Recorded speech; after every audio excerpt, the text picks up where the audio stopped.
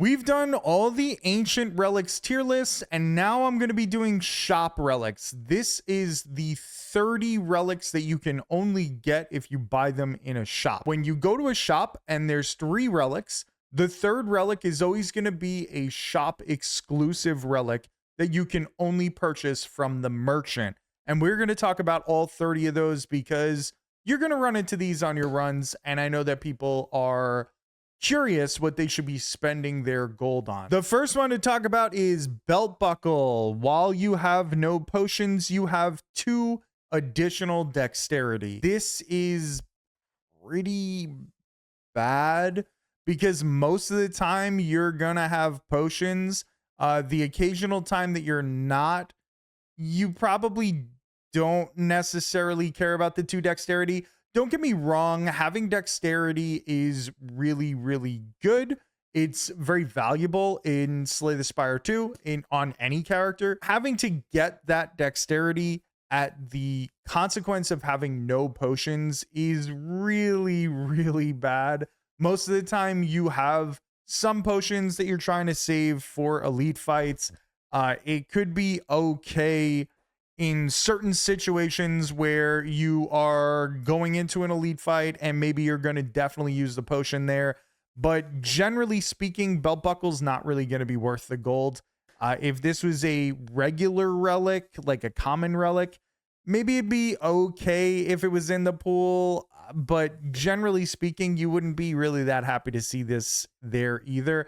So belt buckle to me is just an easy trap tier. Then we got bread. At the start of your first turn, lose 2 energy. At the start of all other turns, gain 1 energy. When I first saw bread, I didn't think it would be very good because your first turn in Slay the Spire is typically the most important turn, and getting 2 energy taken away from you on that first turn is pretty bad, especially if you only have 3 energy. However, getting an extra energy on all turns, like all the subsequent turns after that, is really, really good.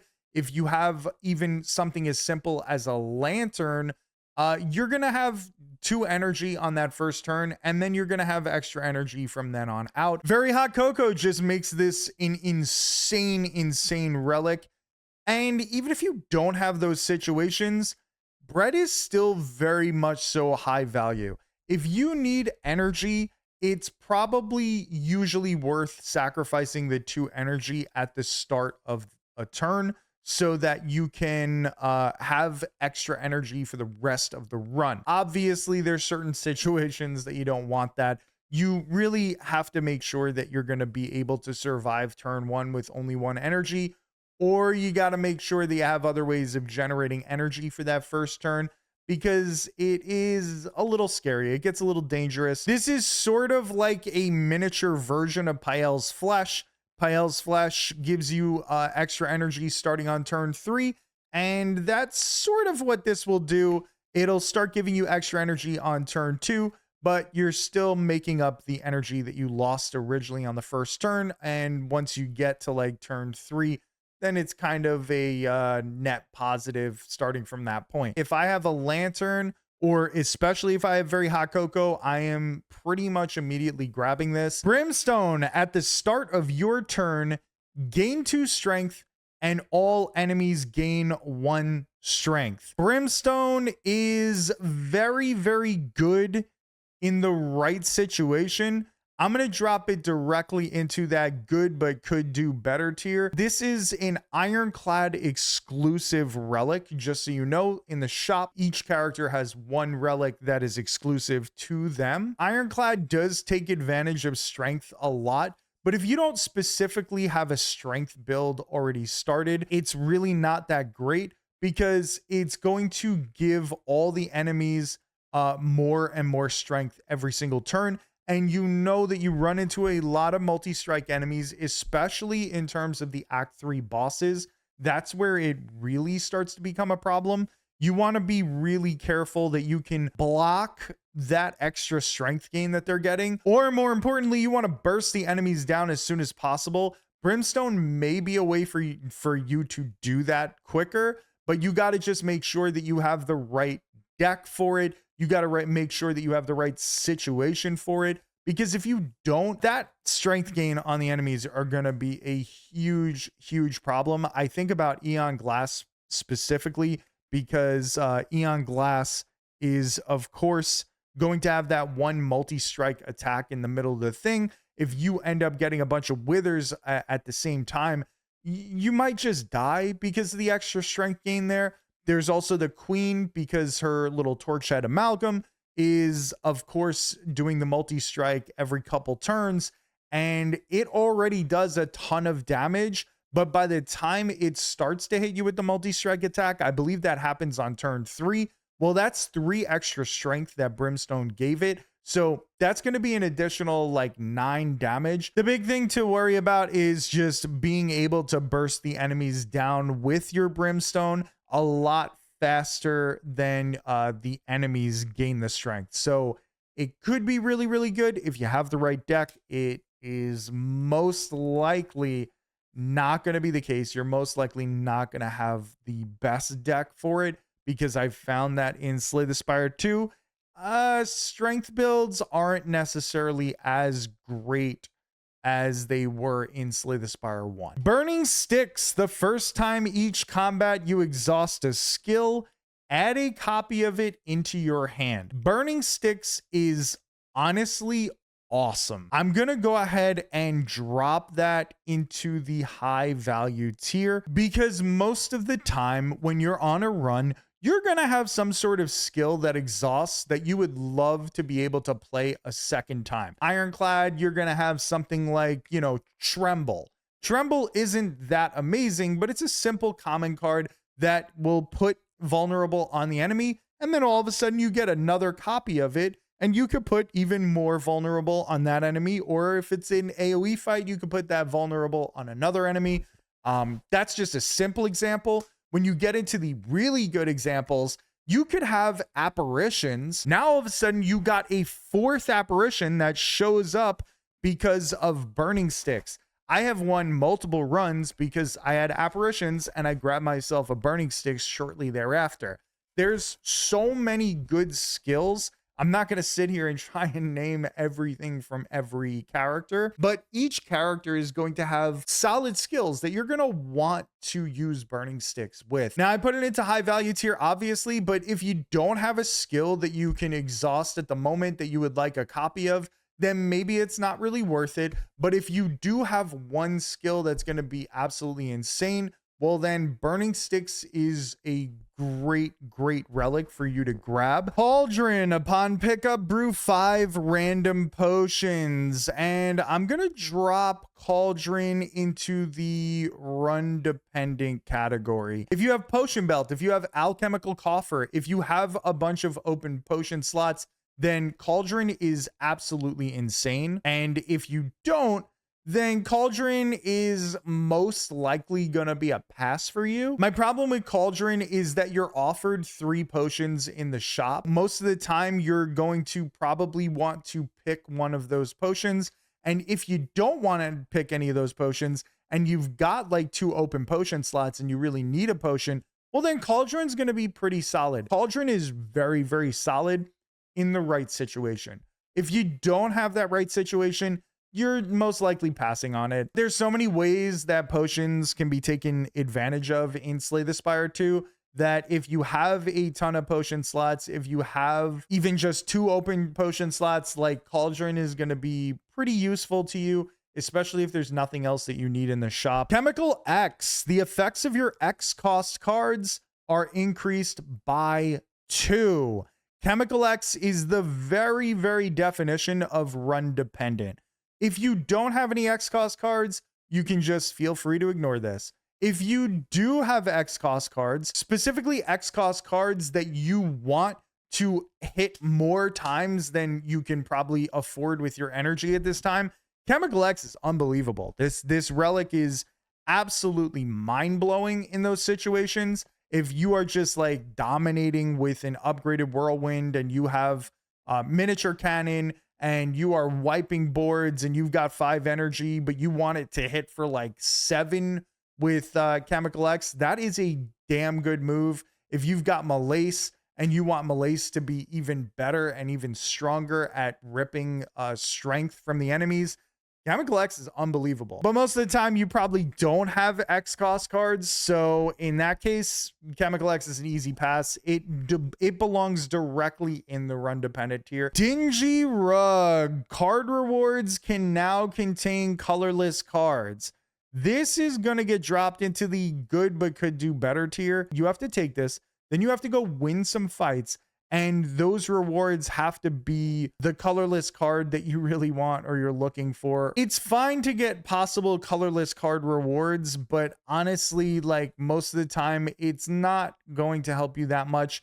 I very much so debated whether or not I should put Dingy Rug into trap tier because I just don't really think that it's that useful. I'd much rather get one of those colorless cards that's going to generate other colorless cards rather than get something like Dingy Rug, where occasionally, sometimes, maybe even most of the time, your card rewards are going to have a colorless card. It's like, it just doesn't feel that great to me. There's better things that you could spend your gold on in the shop, including cards, regular like common or uncommon relics, or just removals. Dolly's Mirror. Upon pickup, obtain an additional copy of a card in your deck. Dolly's Mirror going directly into the high value tier. This is very, very close to a snap pick. The only reason it's not a snap pick, a lot of the times if you see it in an early shop, you probably don't have any cards that you really want to copy. That's the only time that Dolly's Mirror isn't good. Even at any time, like in Act 2, Act 3, you most likely have a card that you're willing to copy, or maybe you really want to copy. Even at the end of a run and you're at your last shop and you need a common card that you would love to have an extra copy of, like something like Defy or something like a Know Thy Place Plus or something silly like that.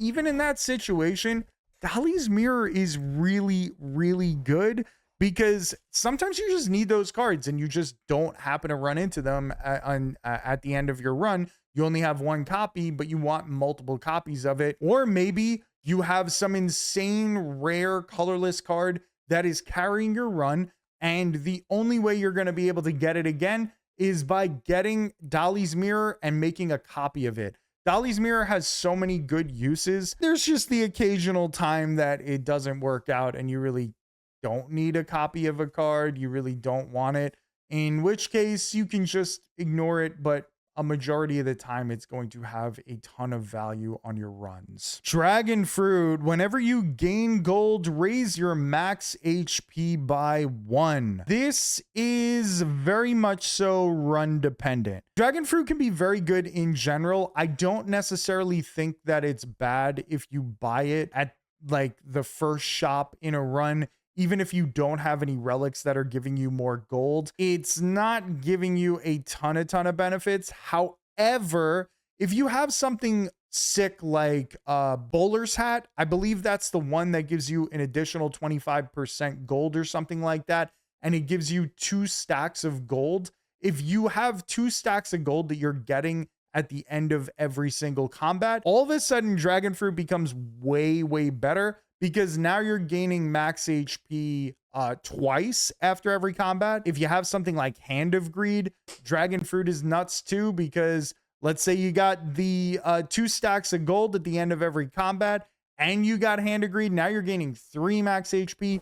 There are a lot of really cool ways to utilize Dragon Fruit and make it really solid. That's going to depend on your run. It's going to depend on the cards and the relics that you have. So I like putting this directly into that run dependent tier. Ghost Seed. Strikes and defends, gain ethereal. I am dropping this right into that high value tier. Ghost Seed is really cool because it's going to make your strikes and defends ethereal, which means every time you draw a strike or defend, as long as you don't play it, they're going to disappear from the deck, and the next time you draw cards, you're not going to have to worry about them. It is really great to be able to exhaust strikes and defends the first time you draw them, because sometimes you just really don't want defends at that moment, and most of the time you really don't want strikes. So if you have like a smaller deck that you're cycling through quickly, well then Ghost Seed is going to make your deck even, first of all, even faster, but it's just going to make it stronger by not having these weak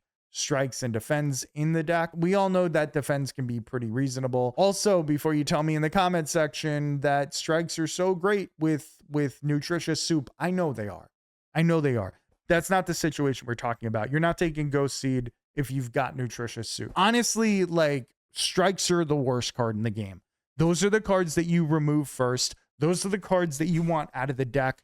Well, sometimes you can't always remove them. Sometimes you don't have enough money to continuously remove them because they up the prices on the higher ascensions. Ghost Seed is the next best thing. You know, it's a way that the strikes get removed from your deck when you draw them and you don't play them. It's extremely helpful. Gnarled Hammer. Upon pickup, enchant up to 3 attacks with Sharp 3. Sharp is an increase of damage on this card by 3 in this case because it's Sharp 3. This is an amazing relic, especially if you have multi-strike attacks and things like that.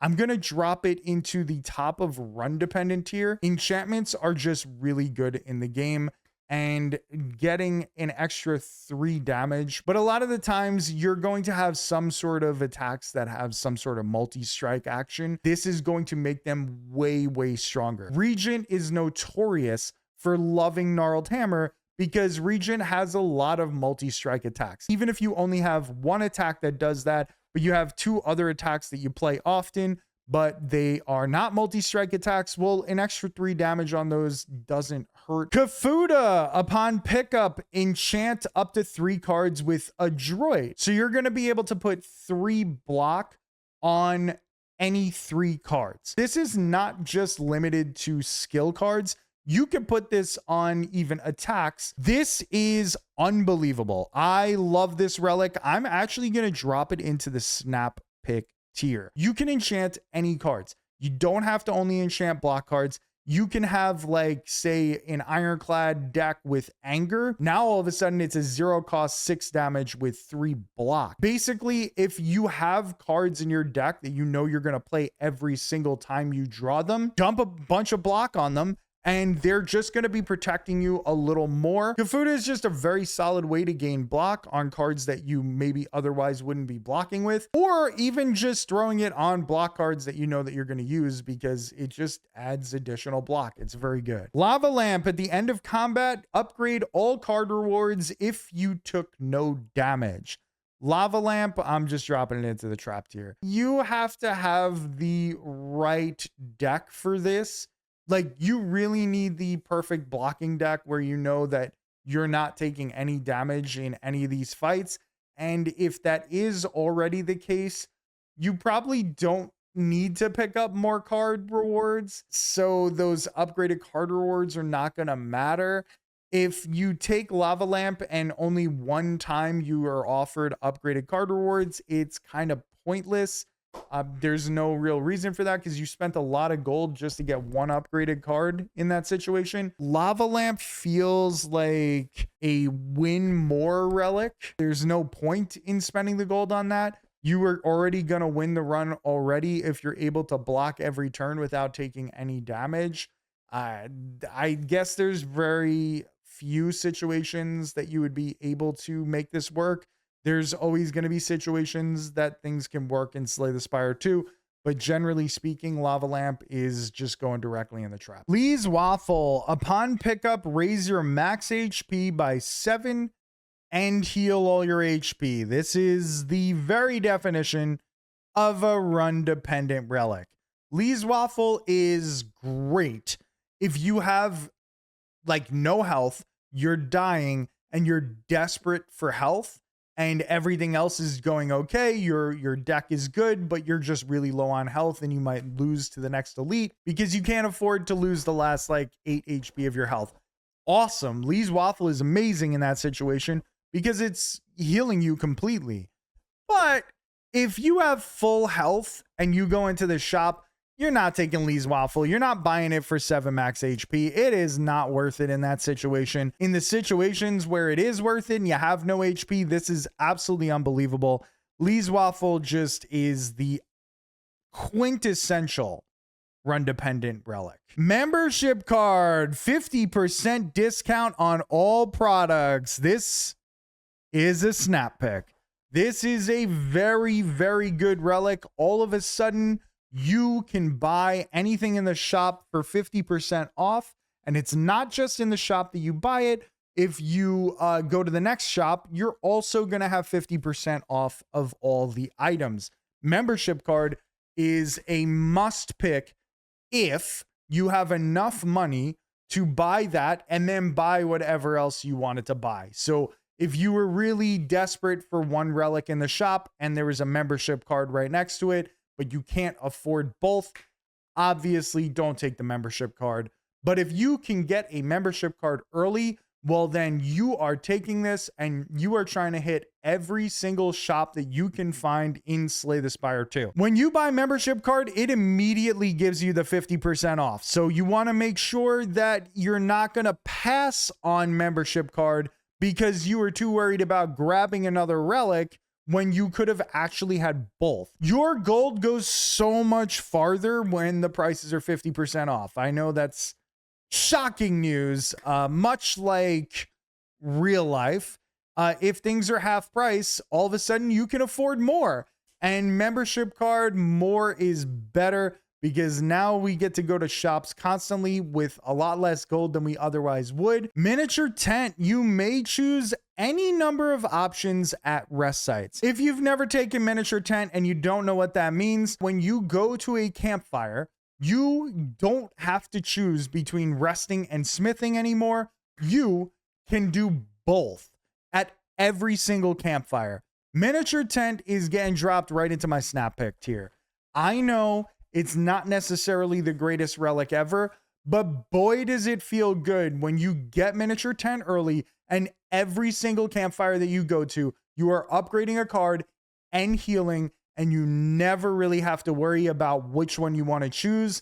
And if you get something like pumpkin candle, if you get a shovel, if you get Giria, you are now able to use all of those things at the same time as you're resting and you're smithing. It is so powerful that I just genuinely think that it's a snap pick if you have the money, because it is going to set you on the right track throughout all your runs. I've even taken miniature tent at the end of Act 3 when I had a lot of gold and I only had one fire left, because I knew that I wanted to upgrade something, but I also knew that I really desperately needed to heal. And I was able to do both of those and it helped me to win the run. And I only used it that one time.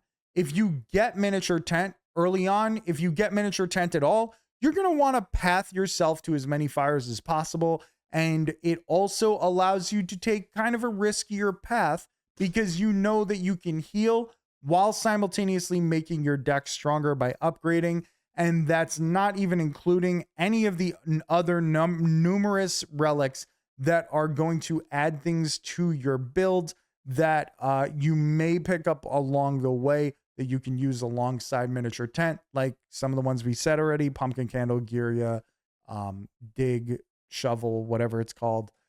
These are all amazing. Mystic Lighter, enchanted attacks deal 9 additional damage. This is an obvious candidate for run dependent. If you have no enchanted attacks, useless relic.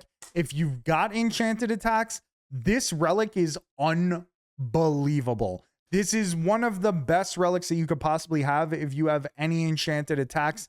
Dealing an additional 9 damage is amazing. That is so much strength in one relic. If you've got like 3 enchanted attacks, it is just changing the game for you. And if you don't have any enchanted attacks, you can just pass on this and not worry about it. Ninja Scroll. At the start of your combat, add 3 shivs into your hand. This is a silent only relic, and I'm dropping it right into trap tier. It's just not that good. 3 shivs at the start of combat is fine. If you're desperate for damage, I guess this is okay. But even in that situation, you could probably just get an attack from the merchant that's going to help you in terms of dealing damage. Shivs are not really that great as standalone cards. You really want something like accuracy or phantom blades that are going to buff them a little bit. And if you get the 3 shivs at the start of your turn, you need to have drawn into the accuracy or the phantom blades in order to get lucky enough that this is worthwhile. Granted, those shiv cards are free damage. It is a 9 free damage at the beginning of fights. It's like, okay, I put it into trap tier because I don't think you should be spending your gold on it, even if you have a shiv heavy build. Unless like you have, what is it? Knife trap that's going to take all the shivs from your exhaust pile. In that case, it's probably fine to get Ninja Scroll. I just think that like in 99% of runs, you're not really getting a really solid use out of this. Orrery, upon pickup, gain 5 card rewards. Orrery is phenomenal. Orrery is especially good if you're going to take it in the beginning of games. I think I'm going to drop it into Snap Pick. It's really, really close. You could put it into high value as well. But honestly, Snap Pick, I say, because if you get an Orrery at the beginning of your run, you get to now choose from 5 different card rewards. The really great part about it is that you can skip the cards. So you don't necessarily need to add all 5 into your deck. You're basically going to get a choice of 15 different cards and you get to pick 5 of those from there, or you could pick 1. So the cool part about Orrery is even at the end of runs, it's going to be valuable because you can just pick this up if you're searching for like a specific card, or if you're searching for a specific type of card. Well, then you can grab Orrery and look through 15 cards and see, hey, this is giving me Barricade or whatever card you're looking for. Barricade's just the random example that came to mind. Orrery gives you a lot of different choices and a lot of very cool things that you can kind of build into. In the middle of the game, it's going to help you round out your deck. In the beginning of the game, it's going to help you get a direction for where you need to go with the deck. There are just so many benefits to Orrery. Just think, because of its versatility at being able to use it at the beginning of runs, at the end of runs, in the middle of runs, I'm going to just leave Orrery in the Snap Pick tier. Punch Dagger, upon pickup, enchant and attack with momentum 5.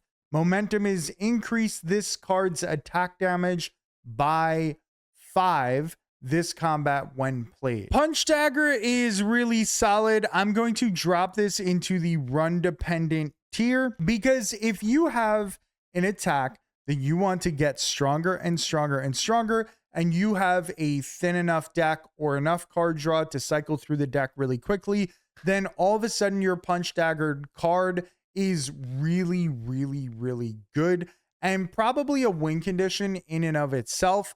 But I do find that most of the time that I put Punch Dagger onto a card, it tends to do really, really well in very niche situations. If it's not in that niche situation, it's really not that great because I don't get to draw into it as often. It doesn't give the 5 additional damage on the first time you do it. You have to keep drawing into it, and the second time you use the attack is when it's going to have the 5 additional damage. In that case, actually, I've convinced myself I'm going to put it in the good but could do better tier.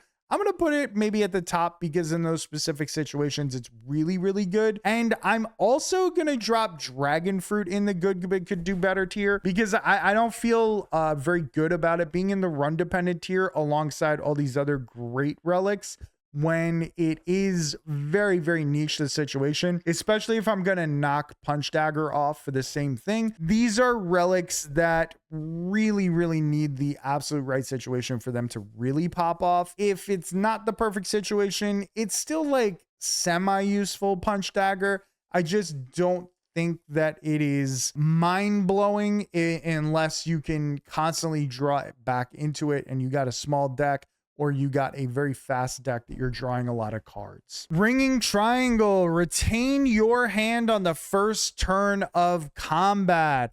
Ringing Triangle, amazing, amazing. That's going into the Snap Pick tier. Retain is one of the most important keywords in all of Slay the Spire 2. It is amazing to retain your hand, and getting a chance to retain your very first hand every single combat is incredible, because now you can pick and choose exactly what plays you want to make and set yourself up for the next turn. Retaining is just super strong. Even something as simple as Reap having retain as a just a general Necrobinder card makes Reap super good.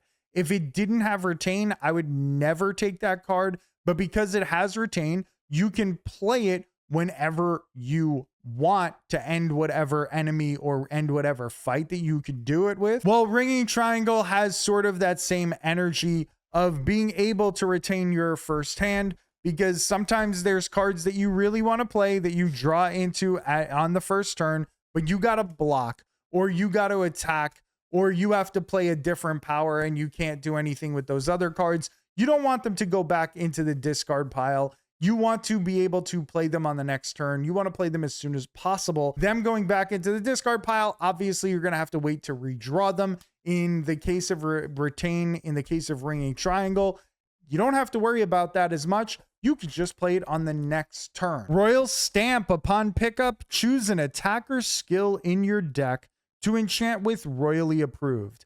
Royally Approved says this card has innate and retain. Royal Stamp is awesome. It's Ringing Triangle on one card, but you don't only retain it for that one turn. You're going to retain it permanently, much like the Reap example that we just talked about. Retaining something that you want to use at the exact precise moment is incredible. Royal Stamp on something like End of Days is an amazing play, because now you can make sure that all the enemies are going to die due to your End of Days play, and you're going to be able to play it on the right turn at the right moment when you really need it desperately. Royal Stamp is that damn strong. I put it in high value instead of Snap Pick because early on you might not have any card that is like your win condition that you want to put Royal Stamp on, so it's a little rough there. So it's not necessarily a snap pick. Most of the time, by the time you're in the middle of the game or the end of the game, you have some sort of win condition that you want to play at the precise right moment, and Royal Stamp is going to allow you to do that. Runic Capacitor. This is a defect only relic. Start each combat with an additional 3 orb slots. This is going right up there in the high value tier. There's sometimes where you're not doing too much with orbs, perhaps, and you don't want the extra orb slots, but like 90% of the time as defect, you've got some orb stuff going. You can use the additional 3 orb slots, and you want to take Runic Capacitor because it is absolutely insane. I really love Runic Capacitor. It is one of the absolute strongest shop relics that you can get. Screaming Flagon. If you end your turn with no cards in your hand, deal 20 damage to all enemies. This is going into the good but could do better tier. I'm going to put it at the top of it. This is very niche. This is one of those relics that if you can get it to consistently work, unbelievable. Like, this is really strong. Dealing 20 damage to all enemies is amazing. It's just that you have to be able to play every card that you have at all times. It gets even harder and even worse on the higher ascensions because you start with the Sender's Bane, so you have a curse. And there's a lot of events that do give you curses. It could honestly be dropped into the trap tier on higher ascensions as a result of all the curses, as a result of Ascender's Bane. There's tons of status cards that are getting put into your deck by a lot of different enemies. Screaming Flagon is great if you can consistently get it to pop off. If you can't, it is pretty pointless to grab. But those times that you can, it's amazing. The more I talk, the more I want to put it into trap tier. Honestly, I would definitely put it into trap tier more so on the higher ascensions. I don't know what ascension levels people are at that are watching these tier lists. There's probably a good mix of like higher ascension people and lower ascension people. In the higher ascensions, I think Screaming Flagon is way worse than it is on the lower ascensions. It seems even more niche than the other ones in the good but could do better tier. So I'm gonna drop it down to the trap tier. I'm gonna put it at the top of trap tier. Very, very strong if you can consistently end your turn with no cards in hand, but that is extremely hard to do in this game, because it's hard to come by enough energy to be able to do that. And it's hard to get all the statuses and curses out of your hand if you are in a rough fight or a rough situation. Sling of Courage. Start each elite combat with 2 strength. Sling of Courage, I'm dropping in the trap tier. 2 strength is really, really solid. I guess you want to go into elites with 2 more strength. Can't really see myself buying this 99% of the time in the shop. I'd have to have an excessive amount of money. I'd have to have no other shops that I'm going to. I'd have to have nothing else to buy in order for me to grab Sling of Courage for like any reason. I just don't think the 2 strength is that good. This was also on Slay the Spire 1. I also felt the same way about it. I just don't think it's good. Honestly, I think that you have to have the very, very real situation of having a bunch of multi-strike attack, facing a bunch of elites, and also a ton of money in order to spend on this rather than something else that's going to help you progress runs like faster. This relic is too niche, and I think the situations where it's okay is even more niche. The Abacus. Whenever you shuffle your draw pile, gain 6 block. Gonna get dropped into the run dependent category. If you're cycling through your deck once a turn, the Abacus is giving you 6 blocks every time you're doing that. If you're cycling through it every 2 turns, it's still giving you 6 block. Like, block is really, really good in this game. It's just hard because sometimes you have a massive deck. Sometimes your deck velocity is not very fast. Sometimes you don't have the situation where you could really utilize this and it becomes kind of pointless to buy.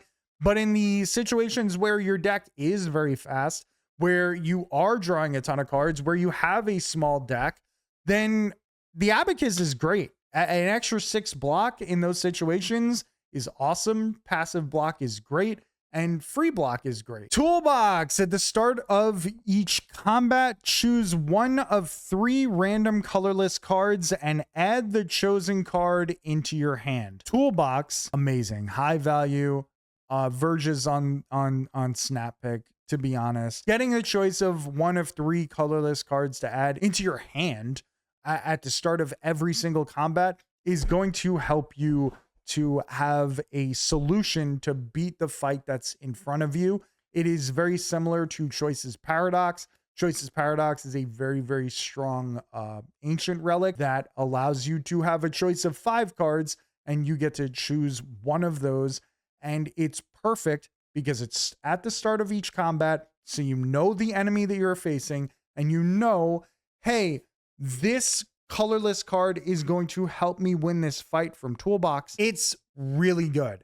And colorless cards in Slay the Spire 2 are extremely strong. They're just good on all the characters most of the time. And you're always gonna find a card that's gonna help you to beat the enemy that's in front of you from Toolbox, because colorless cards are so strong. Undying Sigil. Enemies with at least as much doom as HP deal 50% less damage. This is a Necrobinder only relic, and it's going into the run dependent tier. If you're running a really big doom build, well, Undying Sigil is going to help you to save HP. Getting dealt 50% less damage is really, really strong. Look at Diamond Diadem. That is considered one of the best ancient relics in the entire game. The difference between Undying Sigil and that is that this is extremely niche.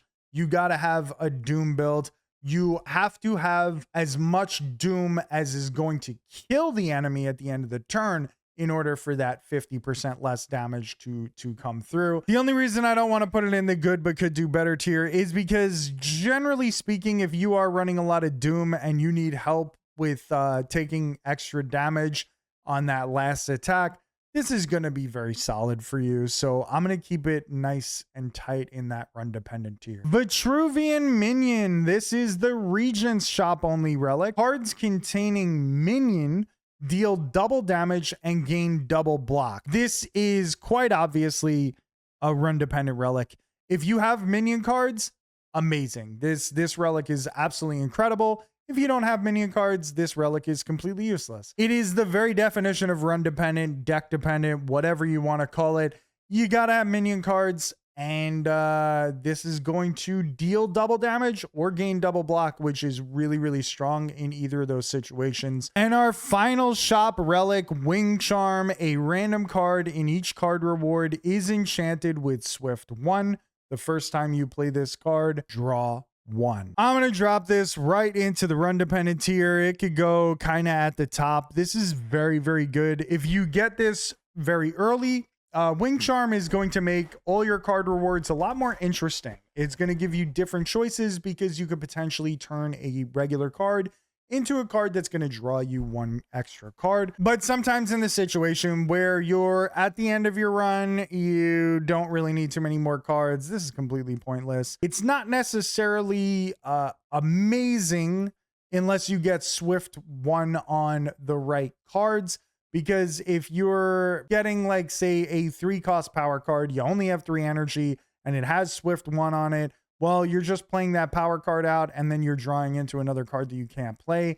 That's kind of a rough situation. Wing Charm is good. It's very solidly good. Extra draw, always great. But I just think that, like, it is going to really depend on your situation. You're more likely to take this in the early game than you are to take it in the late game. And that is our shop tier list. I think I moved some stuff midway through the list. Generally speaking, these are where the tiers I think should end up. If you disagree, if you think that something is underrated on this list or overrated, let me know in the comment section. I'm very interested. All these tier lists have generated a lot of discussion. If you enjoyed this video, like if you got to this point, this was a really long video, give it a thumbs up. Subscribe to the channel. Go check out some of my other videos. I really appreciate you watching. It really means the world to me. And let me know what you think of this. And come check out my live streams and go check out some of my other videos. I stream every Monday, Tuesday, Thursday, Friday at 9 p.m. Eastern time. I'd love to see you there. I'd love to hear your thoughts on the tier list, what you think about them. Maybe watch a few runs because it's really fun. Thank you so much for watching. Have yourself a wonderful rest of your day.